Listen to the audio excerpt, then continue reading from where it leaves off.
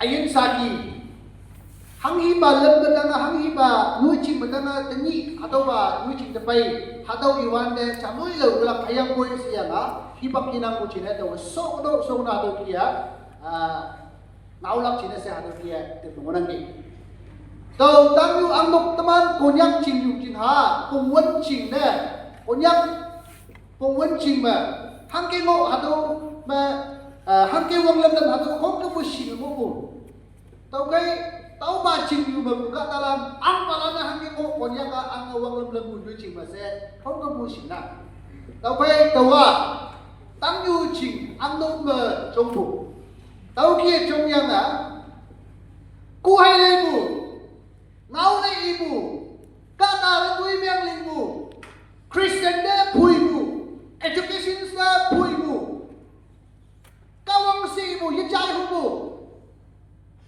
adu tui so de bahai la dik ye ma yo ma adu kia focus de miang yang ngau bu Christian wang lam ya pe lak si wan de o pui ya ta se pang bu thorong bang lam de tangmu hado ba nui ching ma ab kada de tang hala kai kada de sal kai kada de ngau meng ila kai kada de nok de tayanga ku hai lai mu tui mu hado ling ga manak si ching ha comfort men bu tau ba nok sa ma do tau ki chong ki san kia iu hang ke kem lanu tau ki kem bu kia apa dai hangge to jadai hangge to nuksa ba am nuksa ma hangge ado nuksa ka tala do hado ko biket dunya nga to hado kia chong ki ama yising ani wa bala ne hey kawa ka to ki ko nang jayo kawa ka to ki mai nang jayo se yin yau ade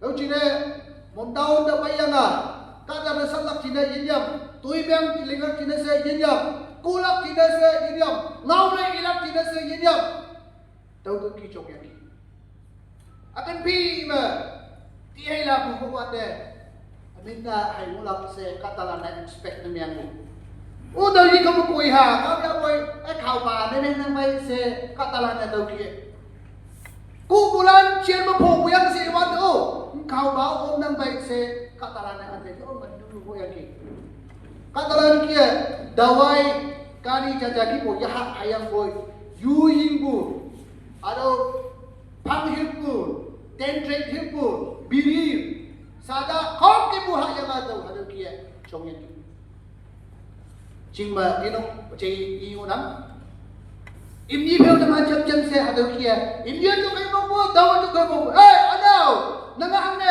ko imni yi ai achei ji nang yang de imni do to chim nao hangne hadawa taman ching ne heling bo ya se tai ko yui ching chang a hadaw kia chongyan ai boy kawang Jeremiah de inu si mong mong wan de mo choose ne me ko kia kawang sau salak chine se tawli ko bo daw yisi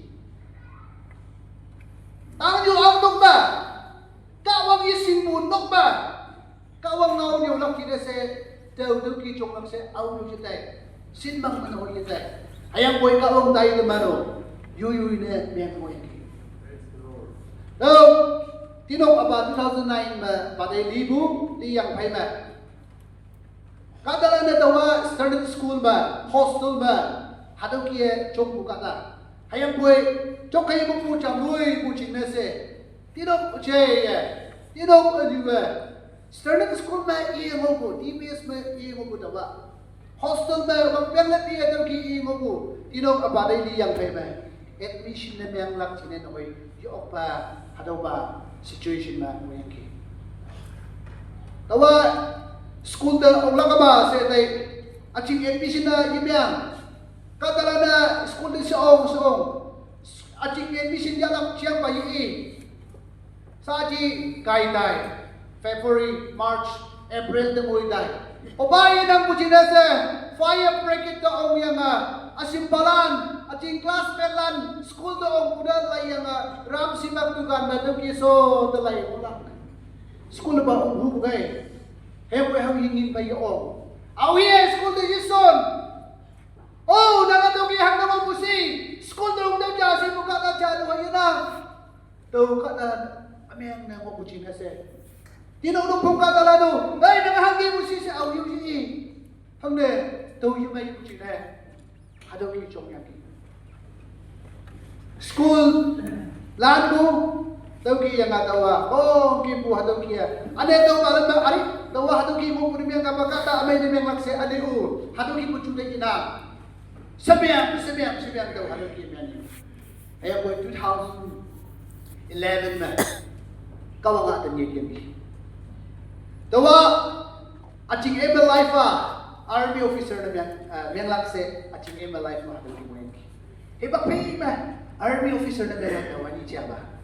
Yang boy army officer na biyang lakse, diba? Yung chilo na, ha? Match yung may laki. Match pa ba? 0 ay tawag mo dawa. Alam ki mo yan nga? Army officer na biyang lakse, daw kita. Yang boy, army officer. Indian sibay na ichiba. Christian sibay na kawanga daw hadaw kaya din. 2012 ma, 11 ma, kawanga ate niyagyan ki. Yung may nga daw hadaw kaya takyan ki. Asa niya rin. Daw hadaw kaya, ano ka si pobo. Yaning 11 bachi ma pao de. Ang hapulak kina sa Taiwan de. In the month of October, hadaw ma kasi at point. Tao kaya mo, tao chuno mo yang de, tokpay madangaw. Tam kata shukiya, pag shubu dina daw, layo kata yina. Hadaw mamukha yang daw, takangay wa. I was lying on my bed for 54 days. 54 days. Tao hadaw kaya taka hadaw kaya mo yang ki. Ayan boy, tao madangaw kawang nga, yan na tapwa. Muntaan madangaw sa akin, taway matakit kita. Aching takit daw. Ay sa aji tamari ang lakse surrender na miyang nga noktaya aji. Yibwa singdaya ang lakse setem sumuja higher na miyang nga daw matanga tawaya ang lakse. Oh, kau pa ibu mo singda lilak tina sa yaw ng kuyo se naulan pawan de. Sing mu katalan tinok mo katalan tang katalan chimyang ang noksaw ma tau mang pai mo hingin se kong lak sina se nyam mo go arrange na maya mo dok sa uma yang siyang kong kibo ibada arrange na maya mo yang ge achin mang hawak sina se even coffee box arrange na maya mo yang ge ayang boy tau om yang hado ma lau ching ha ba mo li ba ma li se hado kia. Yang boy kawang katalan daw, shortcut ni. Ang kawang katalan pa yan hey! Kawang kanyang mo. Ida, ilimbay bangon ang mo. Harong ilimbay naman, kawang pay, ayan siya, po niya ako niya ka iba, mangchong ya atay tiki, yaha. Ayang boy, naman ijin nese, ngaupan pa ko niya ka iya, laiji lang siya, sigiwan niya.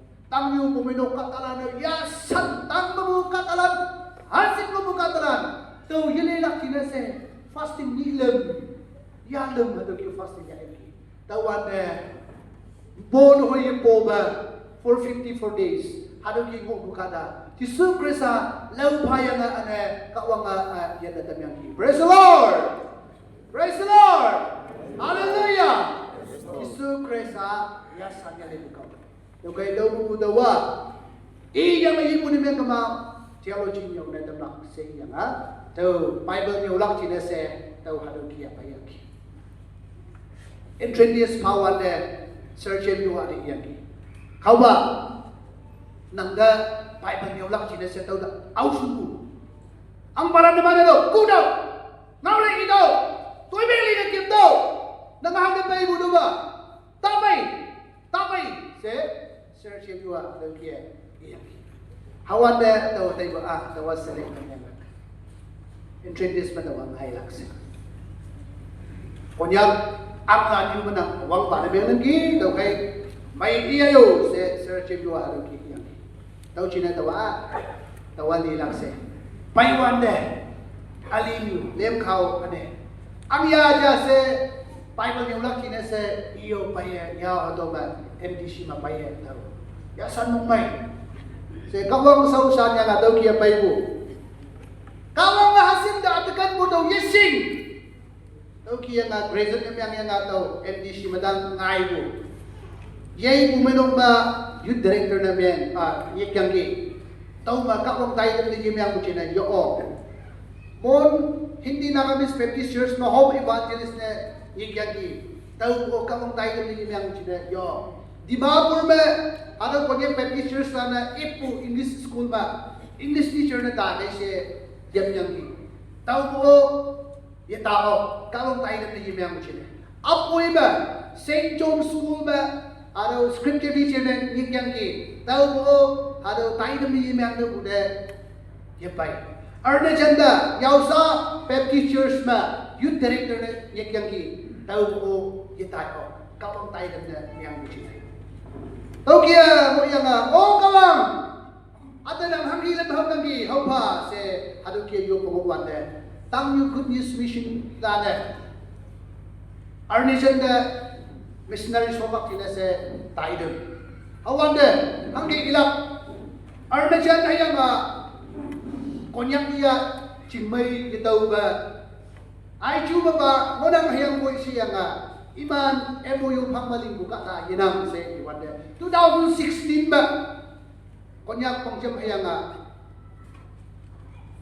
wanju association ini sepecem yang cimai lagi yang sahabat ada bala sengja kata jangan hoi convert ni yang iman evangelist pelishun buat hayang pun tahu juga tahu sun buat fellowship orang yang ki ada 65 kata convert ni yang ki Bible theology yang buat 16 kata school jangan yang ki ada music yang buat kata poli ada dia lama-lama ada dia Kahwang dalam goyang ada tahu film apa ada warning peli mapayang ki warning peli underground ada tu ilang Cina se warning payang ki students lana Roman Catholic lana oh ke bodoh ki payang ayam pui tahu radio be tahu niat biak buat underground lana ica tahu YouTube be fasting ya aku ada kolom yang ki kolom Cina tahu ton tahu halo si tahu kutta baca gauri baca